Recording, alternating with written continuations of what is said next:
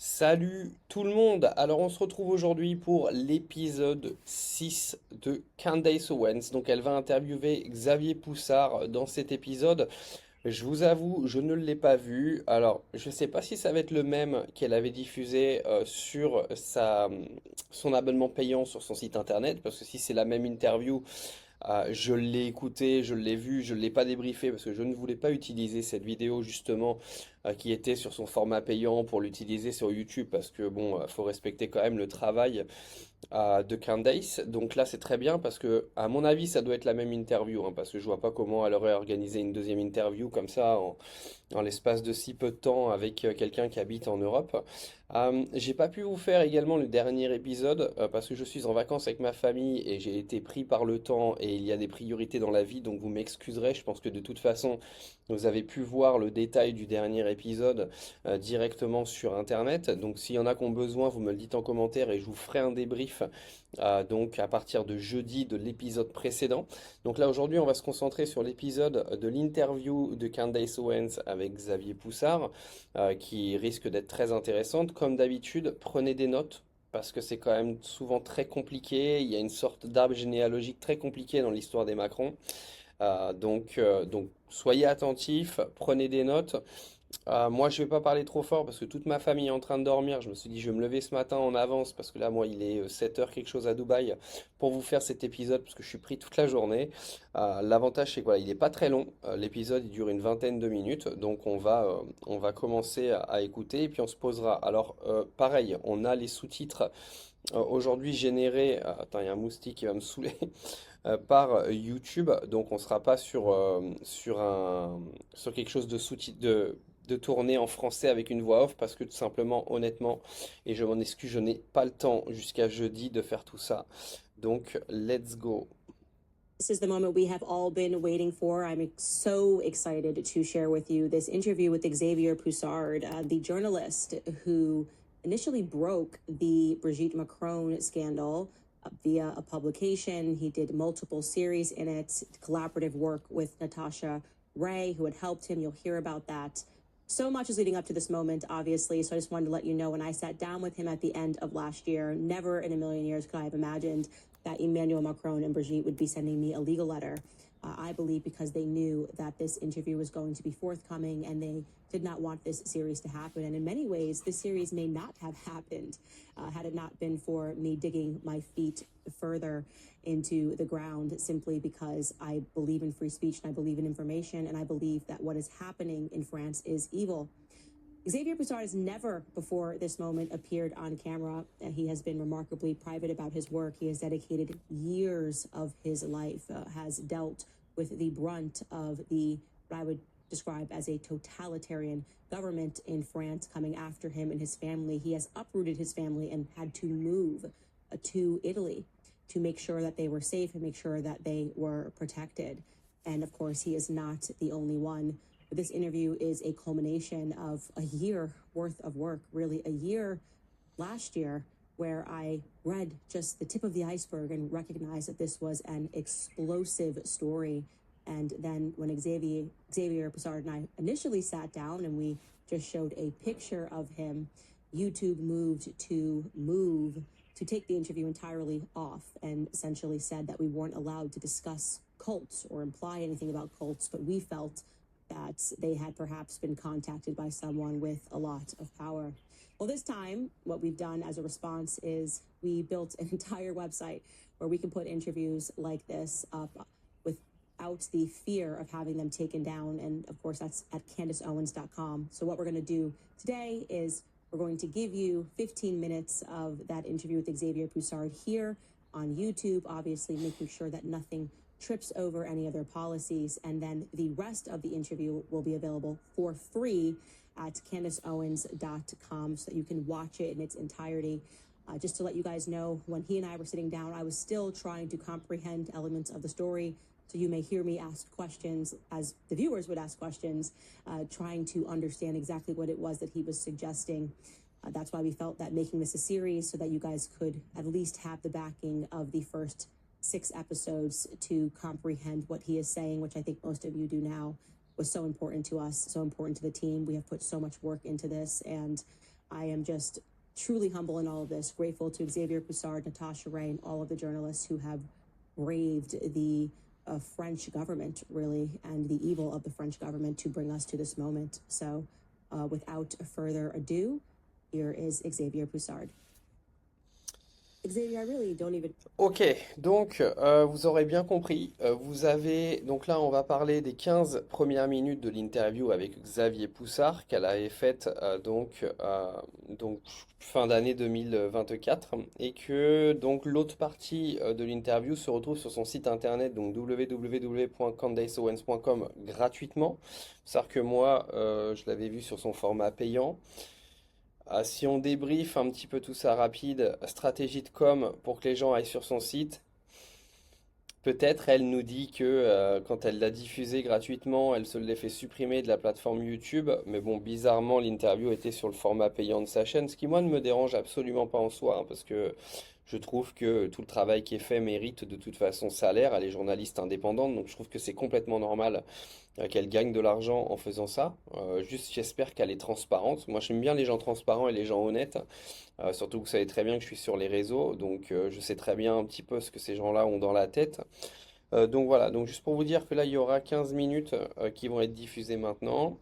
Il y aura le reste. Donc ce qu'on va faire, c'est que là, on va faire part 1, partie 1 sur cette vidéo-là. Et puis j'irai prendre la deuxième partie et on fera une vidéo YouTube partie 2 dans ces cas-là. Comme ça, ce sera beaucoup plus simple. Allez, c'est parti pour l'interview. Where to begin here? I already feel like this is going to be the biggest story of the year, and we're only in January. And so I think just for my audiences and everybody worldwide, just tell us how you got involved in the Brigitte Macron, Emmanuel Macron story, what your background is, and what piqued your interest. Alors, juste avant qu'on commence, hein, pour ceux qui n'ont pas compris, Xavier Poussard, c'est un journaliste qui a donc étudié pendant de longues années sur Brigitte Macron et Emmanuel Macron, enfin Brigitte Macron principalement, et qui a débunké ces vérités qu'il veut exposer au monde entier, enfin, principalement au peuple français à la base. Candace Owens va donner un écho beaucoup plus international à son discours. Il a été menacé, intimidé de partout. Sa famille a été obligée de quitter la France. Ça a été très compliqué pour lui. Il s'est mangé des contrôles fiscaux, etc., etc. Donc voilà. Donc là, il a trouvé un écho à travers Candace Owens pour pouvoir justement relater son histoire qu'il a enquêté, je crois, pendant plus de 8 ans. Intéressé à Brigitte Macron, tout simplement parce que je fais des portraits de presse. So I got into this subject because I'm interested in press portraits, and that means I specialize in unauthorized press portraits, the sort of things that people might not want somebody to say about them. But I do so with a conscience, and I do so as accurately as possible. And so they sort of dropped this biography, Brigitte Macron, Emmanuel Macron. There's this unofficial biography that gets dropped about them. And what is the first thing that strikes you as peculiar? Ce qui était très étrange dans le cas d'Emmanuel Macron, There was an over-mediatization. The mainstream media decided to very strongly attack the other candidates during the 2017 presidential election, particularly Penelope Fillon, and sort of hail and laud everything surrounding Emmanuel Macron and Brigitte. They were essentially attacking the far right, everyone apart from them. So they tried to paint this picture of Macron as being a sort of Mozart-esque figure, that he was very virtuous and precarious. They began forming a narrative that he had met this woman when he was 17 years old. So this man of great precarious nature, a conqueror, a virtuoso, who no one could resist, essentially just as Mozart was. So the first lie was regarding age. A journalist had compiled a combination of the amount of times it was noted that they initially spun a narrative of him being 17 years old and her being 36.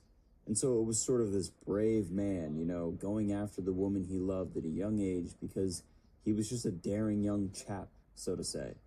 Whereas, in fact, he was 14 at the time and she was 39. Which turns it from a brave story into a story of pedophilia and the abuse of a minor. When their real age was brought to light, there were many mechanisms of communication in the play from the couple. they really played on the way the story was brought to the public. It was sort of like Robert De Niro and Dustin Hoffman's movie Wag the Dog, where they used a spin doctor who brought certain messages to the public to distract them from the actual true scandal at hand. But there was a narrative spun of the difference in age being an issue between a man being younger and a woman being of an older age, whereas the difference of age was exactly the same between, for example, Donald Trump and Melania, yet no one batted an eye there. However, the issue is not so much the difference in age, and people sort of... Oui, parce qu'il y a un truc que beaucoup de gens ne savent pas, c'est que Donald Trump et Melania Trump ont environ, je crois, 24 ou 25 ans d'écart. La grosse différence, c'est que Melania Trump et Donald Trump ne se sont pas rencontrés quand Emmanuel Macron avait moins de 15 ans. D'accord? Et c'est vraiment là-dessus que Xavier Poussard veut insister. C'est que une différence d'âge de 25 ans, quand vous avez quelqu'un, par exemple, de 55 et l'autre personne de 30, en soi, bah, on en voit beaucoup. Moi, j'ai travaillé avec beaucoup de gens qui sont dans ce cas-là, c'est pas grave. Mais par contre, quand on a une personne qui en plus a autorité, donc hein, c'est-à-dire qu'on était quand même sur un professeur, donc qui a 40 ans et avec un gamin qui en a 14, légalement, c'est absolument pas autorisé. Enfin, pas chez nous en tout cas. Donc peut-être que dans un pays où a voyagé Emmanuel Macron, c'est autorisé, mais chez nous, ça ne l'est pas. Donc le problème, il est vraiment là. jumped on the bandwagon here and said, well, why? It's so unfair how a man with a more advanced age being with a younger woman is not an issue, but the reverse is quite scandalous. But that is not the issue here. It's an issue of the age of Macron at the time when he was 14. So this is clearly the abuse of a minor rather... Alors je suis désolé si ça braille derrière parce que je fais ça sur la terrasse et bien sûr bah, vous vous doutez bien qu'au moment où je fais ma vidéo faut qu'il y ait un chien qui braille donc j'espère que vous l'entendez pas, sinon je vais essayer de couper les sons qui sont en background si j'y arrive. J'irai faire ça tout à l'heure, je vais essayer de trouver. than just having a salacious story of a difference between the age of a man and a woman. So essentially what you're saying is the media tried to do the modern feminist spin on this. Somebody got involved and said, we'll take the feminist angle, the sexist angle, the misogynist angle, the ageist angle, and say, you only notice this because it's an older woman, and why is that a problematic if it's okay for Donald Trump to be dating Melania? It's actually a very smart way to try to spin it, but you're going, no. This is not about the age gap between, because it's a man or a woman. Emmanuel Macron was just 14 years old, and she was 39. D'ailleurs, ce que je t'expliquais, Actually, Brigitte Macron was on the front page of The Economist, and there was this constant push on the left to guilt people that the idea of patriarchal society is not right. They tried to portray Brigitte Macron as this Barbie doll or pin-up to the public. I believe a firm noted that in 2018, there was more content on Brigitte Macron on the internet than there was on David Beckham, who's obviously far more renowned. And the internet became saturated with these curated pictures and often doctored pictures to make her seem appealing in a pinup and focusing on her attire, etc., rather than what was really going on. Insiders in power knew, but the media didn't focus on her increasing level of political importance, which was far greater than most first ladies had in the past. They saw there were no pictures of her as a child or as a mother. They saw there was no real background on her. And initially, it was well-meaning for journalists. They just wanted to build upon this narrative which had been created around her. She's this feminist icon. She's big in politics. Let's tell her story. But they failed every time. They always faced a brick wall in the end. And I would just like to give you two quotes from journalists who are not some conspiracy people. They're real journalists. The first is a woman named Virginie Lenhart. She's Ashkenazi Jewish and reports on the Holocaust and such topics on French television. She said, I needed photos of Brigitte Macron as a young woman with small children, showing an itinerary outside of those stamped by the Best Image agency. What doesn't come out is anything to do with her former life. It's a total blackout. The second journalist is Sylvie Baumel, who does portraits in the French edition of Vanity Fair. She said while conducting her investigation, it's like an episode of Black Mirror, where the president's offices have found a way to penetrate the brains of his former acquaintances and erase everything. So we are facing something completely incredible. All these journalists who are saying, let's tell the story of Brigitte Macron, they find this woman to be something almost paranormal. Remind you guys about American financing because I know the average person finds it difficult to keep up with. Ah, la pub, la fameuse pub, American Financing. Donc oui, donc jusque-là, rien de nouveau. On entend vraiment à travers Xavier Poussard ce que nous a expliqué Candace Owens dans les épisodes précédents, c'est-à-dire que Brigitte Macron a été publiée dans les médias comme étant une pin-up, quoi. Vous savez qu'il y a un truc quand même assez hallucinant, c'est que comme il dit, elle a été beaucoup plus mise en avant dans les médias que David Beckham en 2018, ce qui est quand même assez dingue, parce qu'aujourd'hui, Brigitte Macron, excusez-moi, mais quel est son rôle en France? Première dame de France, c'est bien sympa, mais déjà que son mari nous l'a mis bien profond, imaginez un petit peu comment on nous la met profond avec Brigitte Macron, parce que ou elle nous la met profond directement, qui sait, mais elle sert à rien, quoi. C'est ça en fait le problème de cette histoire, c'est que en plus, en fait, ça concerne pas réellement Brigitte Macron. C'est-à-dire que si on apprenait vraiment que Brigitte Macron était Jean-Michel Trogneux, c'est plus sur Emmanuel Macron que ça retomberait, tu vois. Parce que bon, Brigitte Macron, on va quand même pas se mentir, on en a rien à foutre quoi en France. Elle fait pas les lois, elle sert à rien, elle est juste là parce qu'elle doit être là quoi. Ou il doit être là parce qu'il doit être là. Mais donc on apprend ça, on apprend également voilà qu'il n'y a aucune photo d'enfance de Brigitte Macron, ça on le savait. Donc en gros, je pense qu'à travers de toute façon l'interview de Xavier Poussard, on va retrouver l'intégralité des épisodes de Candace Owens. Au passage, je sais pas du tout si c'est son dernier épisode. Il y en a qui m'ont dit qu'il y en avait 6, il y en a qui m'ont dit qu'il y en avait 10, il y en a qui m'ont dit que c'était pas déterminé. Donc à voir si c'est le dernier, je n'en ai aucune idée, sincèrement. The expenses. In most cases, there's little left. So these are not conspiracy journalists. These aren't people on Reddit that are trying to make noise.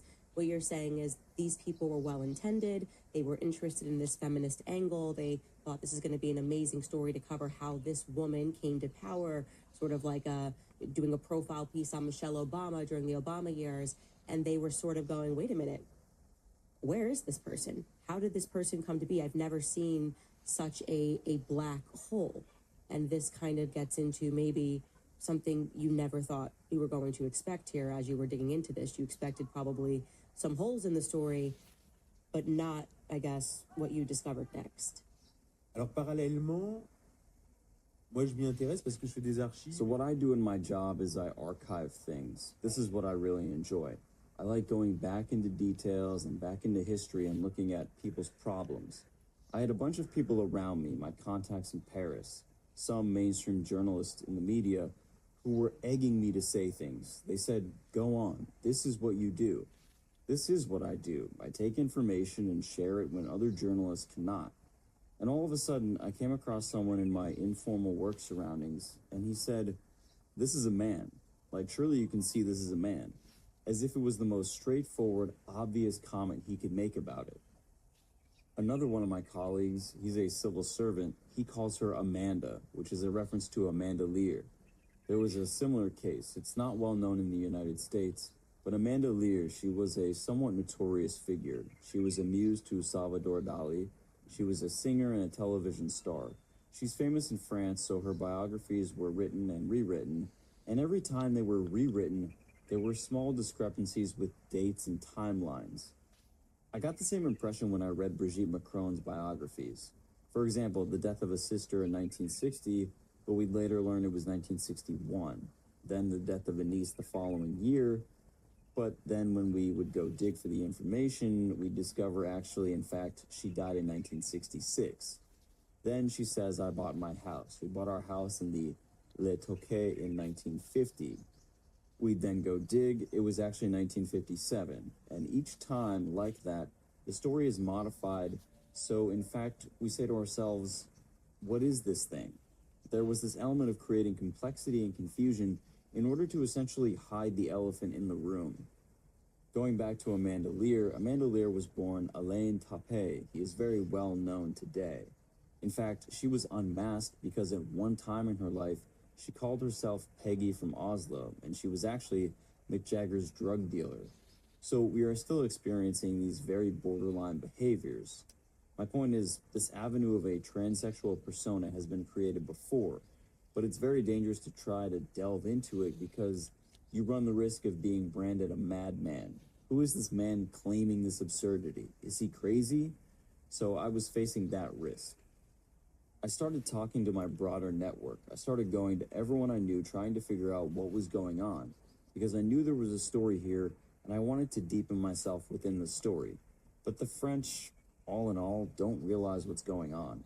It's not really on their radar. They're not quite aware as to how big this is. All of a sudden, I get a number from this girl called Natasha Ray. She's just a normal citizen, not a journalist.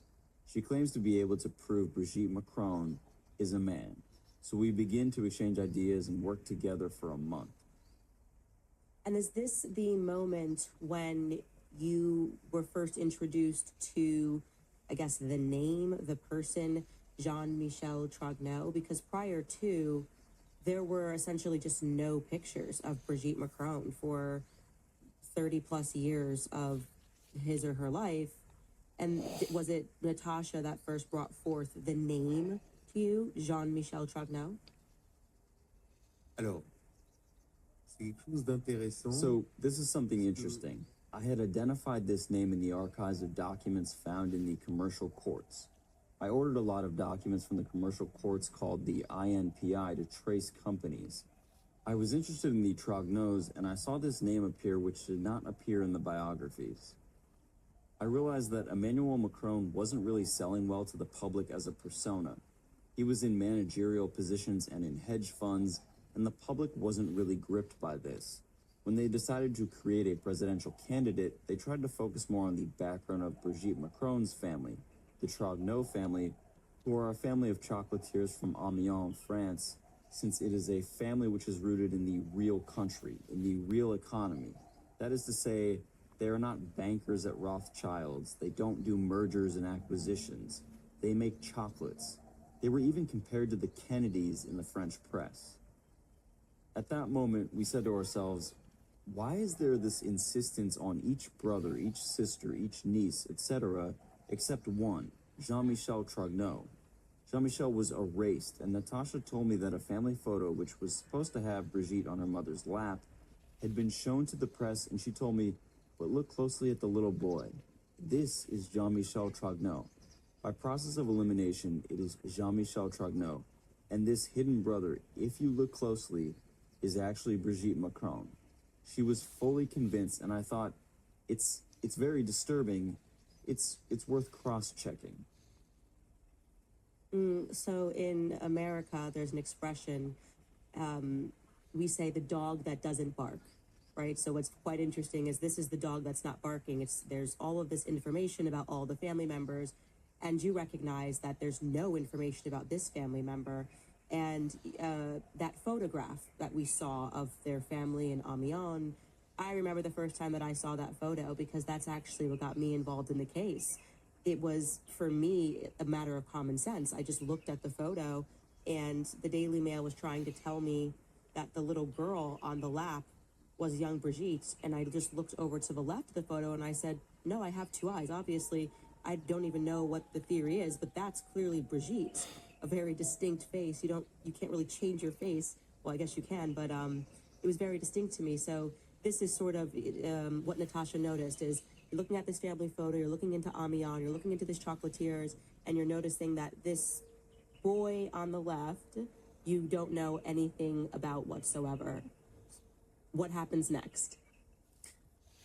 Alors, Alors, jusque-là, il n'y a pas non plus grand-chose voilà, à arrêter, hein. J'arrête pas, donc vous avez vu la photo de famille. Encore une fois, Xavier Poussard avait compris directement que le petit garçon à gauche était Brigitte Macron.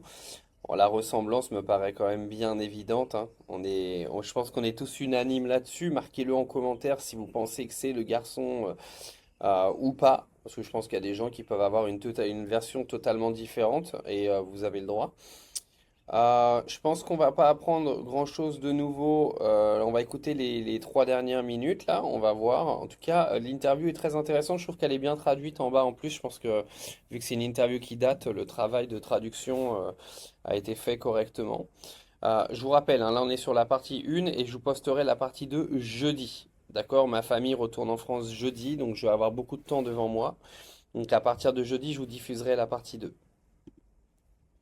Moi, je me dis dans mon journal, In an article, I stated that, this is a legitimate question. It's one worth posing. Why is Brigitte hiding parts of her past? And why is there such an unwillingness to speak about Jean-Michel? What really prompted me to pursue this question was when Natasha and I started speaking about this, they detained her on order of a cousin of Brigitte Macron. Natasha would develop an in-depth thesis on how Brigitte Macron is Jean-Michel Trogneau and who Brigitte's children actually belong to. We then realized further that one of the cousins was trying to set us up by giving us details which weren't quite accurate, essentially sending us down the wrong avenues. They tried manipulating Natasha, myself, since I relied on this thesis for information, and another reporter as well, into pursuing these false leads, perhaps on order from the Élysée and the government itself. Okay, so that's fascinating because, and this was also something that, again, I always tell my listeners, just common sense, right? So I'm just thinking, I'm the First Lady of France, I'm Candace. If somebody comes to me and says, hey, your brother doesn't exist or your sister doesn't exist, I'm going to take an opportunity to do a press conference. I'm going to stand next to my brother and I'm going to say, conspiracy theories are harmful, let's put this to bed. I wouldn't contact the French equivalent to the Secret Service and have them detain a journalist that's working on a story. That instantly flags me as very odd. So you're saying in addition to this, they're also giving you misinformation, ironically. And Oui, bon là on se rejoint complètement. Moi je suis complètement d'accord avec ça. C'est clairement aujourd'hui, désolé pour le chien qui braille derrière, encore une fois. Euh, Si il y a le moindre doute et que vous êtes concerné par l'histoire, clairement vous allez démentir avant que ça parte dans tous les sens. Et aujourd'hui, on n'a eu aucun démenti clair de la famille Macron, à part menacer et faire taire des journalistes. Bah, ils n'ont rien offert d'autre. Ils n'ont pas offert d'images de Brigitte Macron avec sa famille. Il n'y a même pas eu d'intervention pour répondre à des questions, etc., etc. Donc c'est là où on va rejoindre Candace Owens et Xavier Poussard, c'est que si tout ça avait été faux, vu le nombre d'années en fait que cette théorie circule, les Macron auraient fait des démentis clairs et nets et auraient répondu à des questions, ce qu'ils n'ont jamais fait, ils n'ont jamais présenté de preuves de quoi que ce soit. Et donc ça montre clairement que quand tu commences à menacer 50 000 journalistes en même temps, en menaçant de les mettre en prison, etc., etc., ça montre quand même qu'il se passe quelque chose derrière. Et moi, avec cette série, maintenant, je suis clairement convaincu que ce qui est dit là-dedans est la vérité. trying to get you to arrive at the wrong conclusion. So you've got intimidation and you have misinformation, and all you're doing at this point is researching. You haven't even arrived at any conclusions, but that's probably making you feel like, what's going on here? Unfortunately, you guys, that is where we are going to have to cut the interview. As we said, the last time we spoke with Xavier Poussard, our interview got taken down from YouTube, and we want to play it safe. So all of you can head to CandaceOwens.com and watch the interview in its entirety, the rest of the interview for free. It's completely free of charge. The topic is way too important for us to put it behind a paywall. We hope that you appreciate the conversation, and I can't wait to speak with you guys about it on tomorrow's show. We'll see you then. Ok, donc vous l'aurez bien compris, on s'arrête là pour la partie 1. Donc pour cette partie 1, on n'a pas non plus de nouvelles informations, hein, clairement, parce que de toute façon, l'intégralité de la série de Candace Owens est basée sur cette interview avec Xavier Poussard. Donc elle a un petit peu démoli en mode puzzle pour en faire plusieurs épisodes, pour en faire une série sur son site internet. Je pense que dans la deuxième partie, Xavier Poussard nous parlera également, vous savez, de la dernière photo qui a été diffusée. Une photo de Xavier Poussard, pardon, de Jean-Michel Trogneux quand il avait 18-19 ans en école d'ingénieur avec ses lunettes, où il y a eu une comparaison de tête avec une intelligence artificielle. Donc ils ont comparé Brigitte Macron et Jean-Michel Trogneux et paraîtrait-il que le pourcentage est extrêmement élevé. Donc on verra ça jeudi. Si vous n'êtes pas patient et que vous voulez pas attendre jeudi, rendez-vous sur candaceowens.com et vous aurez la fin de l'interview. En tout cas, vous pouvez aller la voir. On la débriefera ensemble jeudi. Donc je vais tous vous souhaiter une bonne journée. Si vous avez des questions, profitez-en pour les mettre en commentaire parce que du coup, vu qu'on va faire une partie 2, on pourra en parler dans la prochaine vidéo. Donc bonne journée à tous et puis encore désolé pour le manque de régularité, mais c'est tombé au mauvais moment. Là, je suis vraiment sur la seule période de l'année en vacances avec toute ma famille et c'est jamais